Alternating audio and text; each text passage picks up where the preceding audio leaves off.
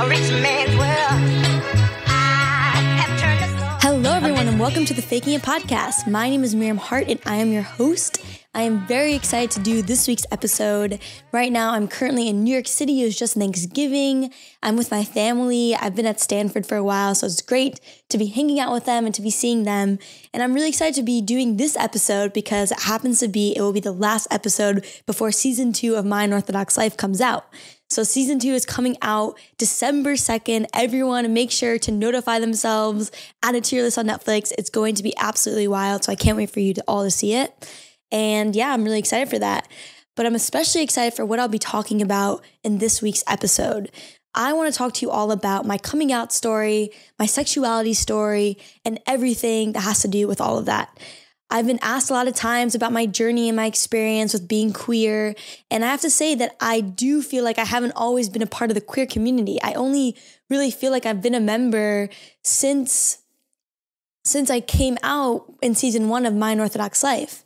But I kind of said this narrative to myself, and now looking back on it, I think I've actually always been a part of the queer community, but never really felt a part of it because I didn't accept myself. And so I'm really excited to also share my story with everyone because I want to explain to people that you can be a part of the queer community too, even if you don't feel queer enough, even if you're not out yet, you can still be a part of the queer community. And so I'm excited to share my story with you all and let you know that you're definitely not alone. I've been through a lot of it and I'm going to be telling you all of it right now. So get some popcorn, turn the volume up, get ready, get comfortable, put the heater on in your car, and let's get to it. All right. Also, FYI, this is the second time I'm saying the story, but the first time I, by mistake, had the video cut off, and I want to give you guys the video too. I want to put this on YouTube, and so I'm doing the story again for you all. I'm digging into my heart again for you all. It's hard to talk about this, but it's important, so I'll get to it. All right. So, as you all know, I grew up in a very fundamentalist community in upstate New York where it was very religious, and as a woman, I was not allowed to play sports, sing songs, wear pants, be a lawyer, do certain jobs that required you to not be at home a lot. Most women got jobs that allowed them to stay home and take care of their children. A lot of women didn't take birth control. Very, very religious community. And as you can imagine, in very religious communities, being queer is usually not cool. Right now, being queer is kind of cool in the US, but in these communities, it definitely wasn't cool. I remember not knowing what a lesbian was until I was literally 13 years old, if not older. And being gay was definitely something that was more a thing that men had, there's a gay man, but there's never really lesbians or that we heard about when I was growing up. So I only knew what being gay was.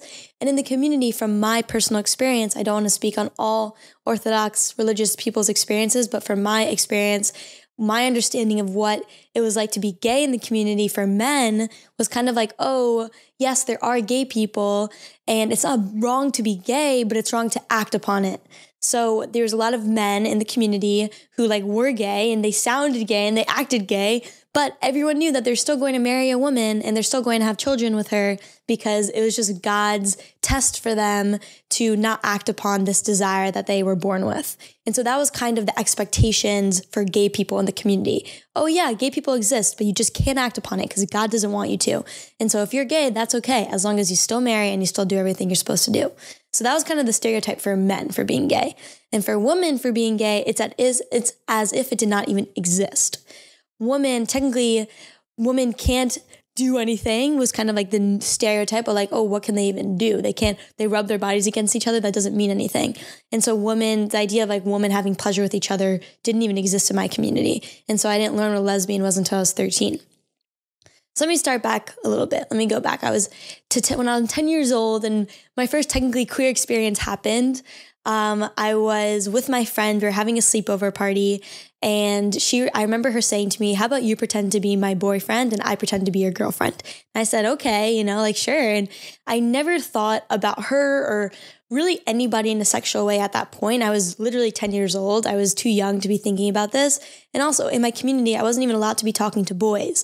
So there's nobody kissing boys. There's nobody, if people did that, they were considered rebels. But the idea of sexualization of people to me at that age especially just did not exist. And so I remember I sat on top of her and I just started playing with her boobs and not really thinking too much about it. I didn't think of it as like, oh my goodness, like I actually am getting turned on, or like, this is so cool. It was kind of just something that we just did. And then we never spoke about it again, and we just moved on. And it wasn't something that we were ashamed of, but we knew that we probably shouldn't tell anybody that we did that. But that happened. And looking back now, I'm bisexual, and I think this girl who did it, she became not religious, and I think she's not fully straight either. So I think that's pretty funny. And maybe that was a sign for both of us that we were queer. But looking back, it didn't feel that way. But I do remember just always wanting to touch my friend's boobs. I just remember staring at my friend's boobs, wanting to touch my friend's boobs, asking some of my friends sometimes if I can like see, oh, wow, you have really big boobs. Just like making weird comments like that too. And still not thinking about it in a sexual way, because in my head, a woman liking a woman just didn't exist. I didn't think that was even possible. So to me, it was never sexual. It was all just a curiosity or a desire of mine that I couldn't explain. And I thought that every woman had that desire because to me, it wasn't sexual. I thought it was normal to feel that way. And so that's how embedded this brainwashing was, and this religiosity was, that woman can't be with another woman, is that I didn't even think of it as a sexual desire when I just wanted to touch my friend's boobs. But I always wanted to do that. I always remember wanting to do that. And when I was 13 years old, this was just fast forwarding a little bit. I remember, so first, now I know what a lesbian is. I literally learned what a lesbian was that year. And I remember somebody in my school asked my halacha teacher, and halacha means Jewish law. So we had a Jewish law class in my school. It was a Jewish, very religious school. And somebody raised their hand and said, do lesbians exist? And the halacha teacher said that a lesbian does not exist, and it's just an outside world fad and trend, and it's not going to last, and we shouldn't get influenced by it. So that's what we were taught. Literally in class, in school, lesbians do not exist. So you get the picture. But still, once you're 13, now people are talking more sexually. And I remember people saying that, oh, like this girl, she's a lesbian, she touched that girl, and like just like things like that. And this girl was considered, I think her name was like Sophia, and she was considered to be, oh, don't be friends with Sophia. So there's always these like stereotypes of people who were lesbians, and it was a really bad thing to be a lesbian. Even when I switched to a modern Orthodox school, I remember there was a girl who was also like bisexual or something, and everybody talked about it. I remember girls whispering to me, oh, why were you talking to her? You know, she's like bisexual, or like she likes girls, so you should be careful. And it was just something that was really wrong to be bisexual, to be queer. And so this was just kind of, for me, myself, just what I was being exposed to. This was all I was being exposed to. And I never thought about it with myself. What's my sexuality? I didn't even question it. I was straight. On my phone screen, I had Zac Efron. I switched between Zac Efron and Channing Tatum and Theo James and all these hot men at the time. They were my background screensavers on my phone. And I was like, oh my God, they're so hot. You know, like that's where my head was at. But back to when I was 13. One of my best friends, she's still my best friend to this day, actually. But you know, when you're younger, you have these little conflicts with your friends, and I had my little conflict with my friend. And pretty much what happened is that she spread this rumor about me, that we got into a fight. She spread this rumor about me that I was lesbian. Her and some girls spread this rumor. And I had a birthday party coming up a few days later. And I remember I planned this birthday party, and I invited all these girls, and no one showed. No one showed because their moms didn't want them to be friends with lesbians. And some of these girls even texted me that, hi, I wish I can come, but my mom doesn't let me hang out with you because of your circumstance. And I was just so hurt by that. Like all these girls stood me up on my 13th birthday. I remember where my house is in Muncie, New York. It was right next to a forest. I remember on my iPod Touch, I created a playlist of just Counting Stars by One Republic and Stay by Rihanna. Like, want you to stay. Like those two songs, put them on repeat back and forth and just played them over. They were my sad songs at the time. I climbed up a tree in the forest. I fell asleep literally on top of the tree listening to these songs. And that was like my way of decompressing everything that happened. But obviously I go back to school. There's another girl who's sticking up for me. And she's like, just don't think about those people, you know, and things like that. But even though that happened, I still questioned. I'm like, do they know something about me that I don't? Am I a lesbian? And I remember going home, going on my iPod Touch, going and turning on, watching porn for the first time, typing in lesbian porn, watching it and getting turned on.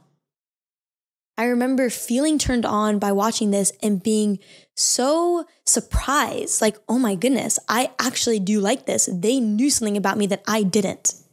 And then I turned it off and I put it away, I put my phone away and I went to sleep. And I remember after that, I had this experience with myself and I never thought about it again. I didn't allow myself to think about the time where I watched lesbian porn when I definitely wasn't supposed to be, and I actually got turned on by it. I didn't allow myself to question my sexuality. I didn't want to. I wasn't ready to. I just completely blocked that whole experience happened in my head and ignored it because I didn't want to think about it. It was too painful. All right. Fast forward, I'm 16 years old. And throughout this time also, like, there's more moments where I'm like developing crushes on friends, but still just never doing anything about it and never allowing and never admitting to myself that I am bisexual, that I want to be kissing my friends. I had the desires to, and I knew I had crushes on them, but I still didn't admit to myself that I was queer. I still didn't. I thought maybe I'm attracted to women, but I would never date a woman, like I only like men. And so I did not allow my mind to go there. So now I'm 16 years old. This is when I stopped becoming religious, and my community is very hard to be in when you don't believe in the rules. And so I left. I moved to San Francisco. You can hear more about that in episode 1 of this podcast where I talk about my story. And so I go to San Francisco, and as you can imagine, being in San Francisco is a journey and a half when it comes to sexuality. So pretty much I get to San Francisco, and I remember the first day was so special coming into SF because not only was this my first time going to Northern California, but where I was staying was on Market Street. And if you know anything about San Francisco, Market Street is the main road in SF where they have all the marches and protests and everything that happens. Everyone walks down that street. It's a big road. And so where I was staying in the student dorm, it was on Market Street.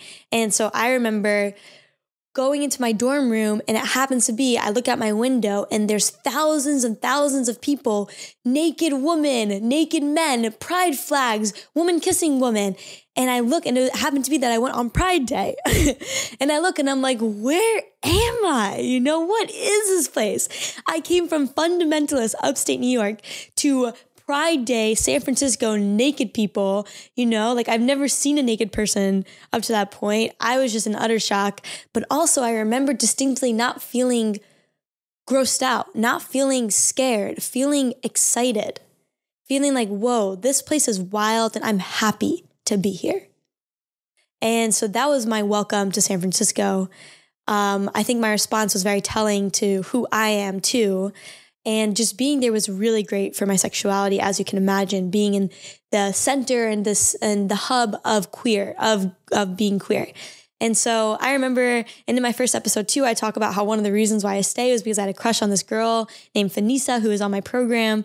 I obviously wanted to continue computer science, but that did help, that is a piece of it too. And so I had my crushes, but I still never did anything or said anything. 16 years old, 17 years old, never talk about it. 18 years old, now I'm living, I have my own apartment. I literally got a lease to my own apartment the day I turned 18, because then you're old enough to get a lease. So the day I turned 18, got a credit card, got a lease. And living in my apartment, I had my friend with me, and I remember I was going to get furniture for this new apartment, and there's this girl by the furniture shop that was, I think she was 19 years old. I was 18, and I had a huge crush on her. She was so cute. She ended up giving me huge discounts on all of my furniture, and she even drove me home to my apartment after literally just meeting her that day. So I got all this furniture. She helped me bring it up. We became friends, and I had a crush on her. I remember one day she came over and I said to Fiona, my friend, I said, I have a crush on this girl. And Fiona was probably one of the first people I admitted my crushes to, or that I had I liked girls to. So that was really good. And we never really talked about it that much, but she knew because Fiona was bisexual. A lot of my friends were queer. And so I had a lot of queer friends, which helped a lot. And so this girl comes over to my apartment, and all I want to do is kiss her. I'm like, Miriam, you have to kiss her. She's also one of those kinds of girls who's always in a relationship. And so this was a moment in my friendship with her where she was single for a second. So I was like, all right, now is the chance. You have to do something. So I remember I'm drinking alcohol, I'm taking a hit, I'm trying to loosen myself up as much as I can to make a move. And there even had moments where our faces were so close to each other. She was looking at me in the eyes, I was looking at her. I had such a gut feeling that she liked me too, because she told me she was queer. but I didn't make a move. I chickened out. I chickened out so hard. I had so many chances that night, but I just couldn't do it. I just wasn't ready. I just wasn't. I was scared. And so that was my one fun experience when I was 18. Fun, not so fun. Nothing happened. But now let's fast forward to me going to Stanford. All right. I'm at Stanford. I'm 19 years old. Fall quarter, nothing happens. I'm just adapting to Stanford life. Winter quarter, I meet this girl. So the full story is pretty much at colleges, at least at Stanford, they have this thing called Admit Weekend, where it's pretty much prospective freshmen get to come into Stanford before the school year actually starts. And they get to see what it's like to be on campus for a weekend, just to get excited for the upcoming year. And so during this Admit Weekend back in April, I was meeting a lot of my new classmates at Stanford. And I remember I was sitting in this cafe and I saw this girl there. And this girl was beautiful. She had blonde hair. She was very voluptuous. She had curves. She had big eyes. She was really just gorgeous. And I remember just all the guys, like my head turned when I saw her, and like all the other guys in the room, their head turned too. So as you can imagine, I was like, I don't know. I don't like, personally, I don't like liking people that everybody likes. Like, it's like, oh, I'm just like one of the guys, you know, it doesn't feel good. But I couldn't help it. She was beautiful. And so I remember like she was sitting on this guy's lap and like all these people were around her. And obviously I'm exaggerating a little bit, but that's what it felt like. And I remember thinking in that moment, I wish she was sitting on my lap. Like, that's it. Like, that was the thought that I had in my head. All right, we fast forward. I saw her this one time at Admit Weekend. Like, that was literally it. I didn't even speak to her, just saw her. And winter quarter of my freshman year, it happens to be, she's in 3 out of my 4 classes that quarter. So I'm seeing her all the time. I'm seeing her every single day, multiple times a day sometimes. She's in pretty much all my classes. And at Stanford, that's actually kind of a rare thing to find somebody in all your classes. Literally each quarter, they offer about 4,000 classes. And I know this because I read all of them to pick which one I want to take for the quarter. So we happen to be in a lot of classes together, and naturally we become friends because we're just seeing each other a lot. And because I have my crazy fashion, as you know, she texts me one day and she says, "Hey, Miriam, I'm going to the 70s themed party. I would love to borrow some of your clothes if I can." And I say, sure. And so she comes over. And so as I'm giving her my clothes, it's a Friday night and my dorm's very lively. And so in my room, I'm making mixed drinks.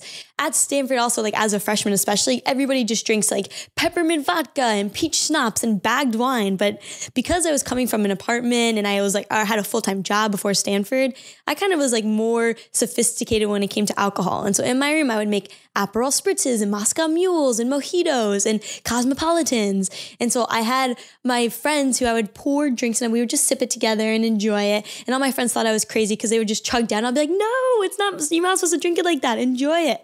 But they just wanted to get effed up. And I personally do not like getting effed up on alcohol. I like enjoying it. So I was always like that. And yeah. So I make us a cosmopolitan and we're enjoying the drink and I'm giving her clothes. And then she says to me, "Miriam, how about you come with me to the party?" And there's a group of people and she's like, "How about you guys all come?" So it wasn't anything like she was asking me. This girl is straight, guys. She is from the South. She's super Christian. Like, in my mind, there is no way that anything would ever happen. She is as straight as can be. And also, you have crushes on girls and you live with it. Any person who's queer knows that you're going to have a crush on a straight friend who's really beautiful and there's nothing you can do about it. And so I was just like, whatever, like I like her, but it is what it is. So yeah, we go to this party and we're with all these people and we're dancing and she's even like flirting with guys there. And so like, whatever, it's all good. So then as we go into the night, pretty much everyone that we're with goes away and they're just like not there anymore. They kind of just dwindle off into their own adventures. And it's just me and her now dancing on the dance floor. And I see her trying to get closer and closer to me. And I start to realize like she starts looking at me in the eyes. She starts moving towards me. She starts touching me. And I see that she wants to kiss me. And mind you, I never thought that I gave off the vibe that I was queer because I didn't even like genuinely know this about myself. Though I only said it once before this interaction when one of my friends at Stanford asked me, she said, "Miriam, are you bisexual?" And I said, and this was my first time ever saying it out loud. I said, yes. And then I was like, my heart was pounding. I was like, oh my God, are people going to judge me for this? But like, obviously it was fine.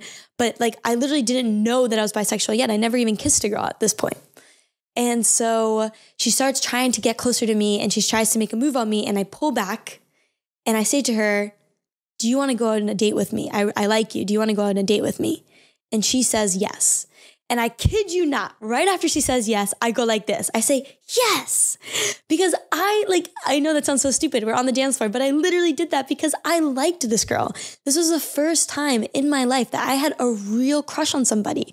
I thought she was beautiful. I thought she was smart. I thought she was kind. And she was extroverted. She was like pretty much everything that I was looking for in a partner was her. And so like the fact that she was trying to kiss me, I didn't want to just make out with her. I wanted to take her on a date. I liked her. And so that's why I asked her on a date on the dance floor. She said yes. And then after that, we kiss. And we're making out on the dance floor. I'm just like, what is happening? This is amazing. I call an Uber to go back to my dorm room. I pray that my freshman roommate isn't in the room. She's usually not Friday night because she's off partying for the whole night too. And so nobody was there. And also, I don't know why I got an Uber because literally it was 10 minutes away, but I was like, we need to go back right now. I was very excited. And so we go back into my room and I remember I literally grab a chair and I rip it off of throw it across the room. I push her against the wall. We start making out. I'm touching her. She's touching me.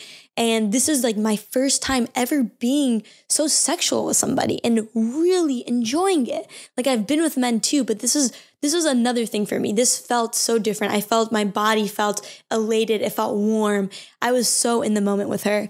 And so it was amazing. And I remember thinking wow, I am queer. I really like this. I'm bisexual. And so that was my, yes, I'm queer moment. And so we're making out. It's really hot. It's really great. We go into my bed, keep it above the pants because I'll remind you, this is also my first time. And so I'm very new to everything and scared, But yeah, we had a really intimate night too. She ended up talking to me and opening up to me about a lot of life experiences she had. And it was just a very intimate night. I felt so close to her the next day, especially after we shared a lot of things with each other. So we were talking, we were being intimate physically, and we were being intimate emotionally.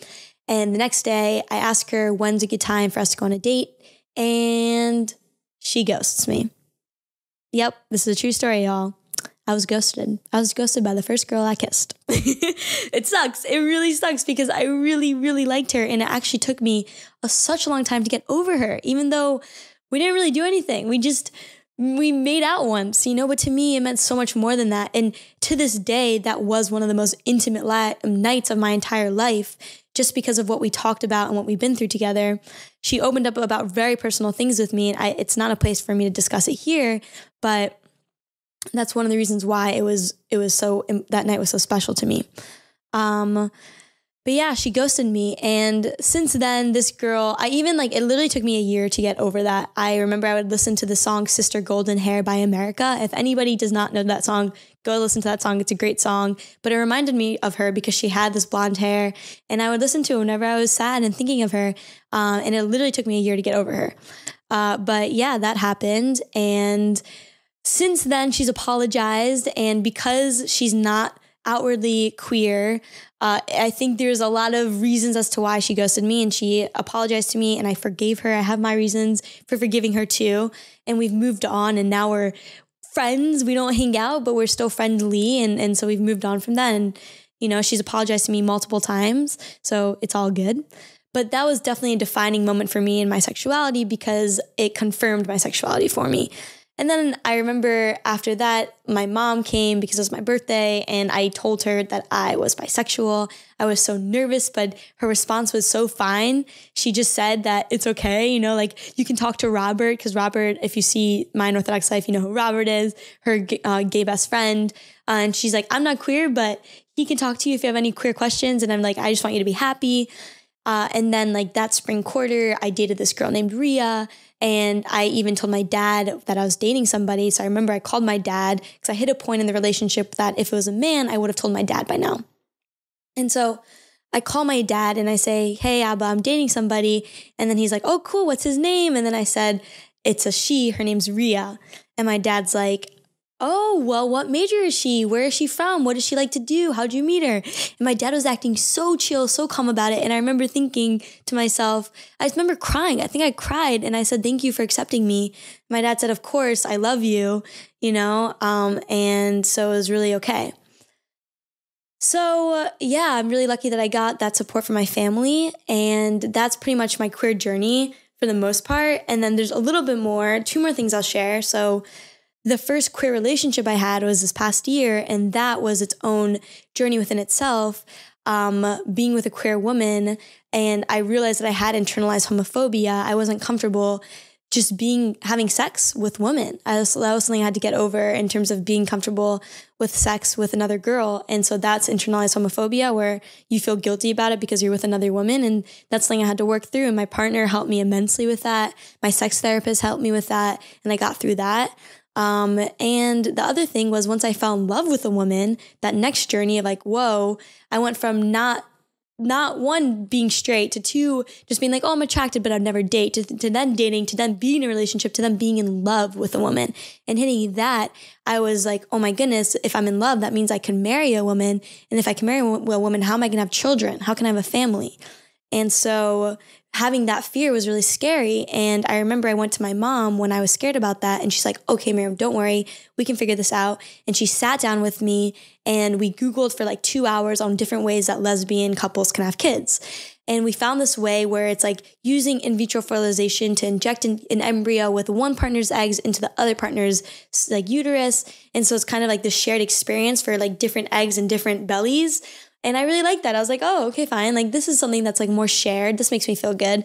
And so I was calmed down about that. And now looking back on it, I actually don't want to get pregnant myself. Like, if you look at me, literally my rib cage to my hip, it's like a distance of not even 6 inches. It's probably like 4 inches. My mother's rib cage was broken from being pregnant just because her body's so small. My torso is so small, and I just don't want to be pregnant. I think it'll be very painful. So now looking at it, if I marry a woman, my wife can be pregnant and I can rub her feet and I can buy her hamburgers and get her pickles and do all the things, rub her back, whatever it is she wants. I can do that. I can play that role very well. And so now I'm kind of like, ooh, I kind of want to date a woman so I can have like go through the pregnancy process without actually having to be pregnant. So I think that'd be really great. And yeah, this is my queer story. And where I'm at right now, I mean, like, I feel super empowered being queer. It's taught me a lot. I've learned the differences between dating men and dating women. I might do a whole podcast episode on that because I think there's actually a lot of differences. It's allowed me to break out of just gender norms for the most part. Like, you can be on top in the bedroom, you can pay the bills, you can do what you want in a queer relationship. There are no rules, which is one of the reasons why I love it so much. It's like you kind of just do what feels right rather than playing against or towards societal expectations of what a relationship should look like. So it's really great. And I hope that this inspires all the listeners who are questioning their sexuality. One of the biggest things for me, besides kissing a girl, was just saying out loud to somebody, I am bisexual. When I said that, that was a huge moment for me. I was admitting it to myself that this is real. Saying it out loud is psychologically very powerful to convince, and that's where manifestation comes in. It's real. When you say it, you feel it. And so I just encourage everyone who's questioning their sexuality to tell somebody, because that can really help a lot. And yeah, I'm excited for you all. If you have any questions, feel free to DM me. My Instagram is @Miriam Haart. If you have questions about coming out or sexuality, I'm here to talk with you guys. Just DM me. And that's it. Kisses, bitches.